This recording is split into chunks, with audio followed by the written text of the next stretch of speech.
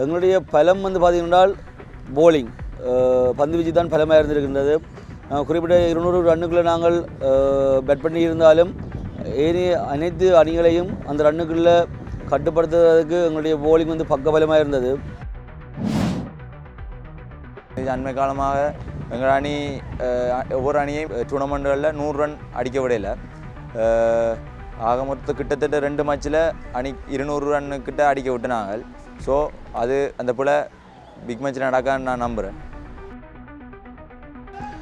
பேட்டிங்கும் குறிப்பிட்ட அளவுக்கு இந்த வருடம் பிரகாசித்து கொண்டு வந்திருக்கிறார்கள். Captain vice captain Ranjithkumar Newton captain வந்து அவர் வந்து பார்த்திங்கன்னா இந்த வருடம் ஒரு செஞ்சுரி அடிச்சிருக்கிறார். 3 தடவை 98, 97, 96 அவுட் பண்ணியிருக்கிறார். அவர் எங்களோட பேட்டிங்கு பக்கபலமாக இருந்தாலும் அடுத்தவங்களோட வைஸ் கேப்டன் இந்த 5 போட்டிகளில் 50 ஓட்டங்களுக்கு மேலே பெற்றிருக்கிறார் அவர். மற்றும் ஏனைய வீரர்கள் அவர்களுக்கான பங்களிப்புகளை தொடர்ந்து வழங்கி கொண்டு வருகிறார்கள்.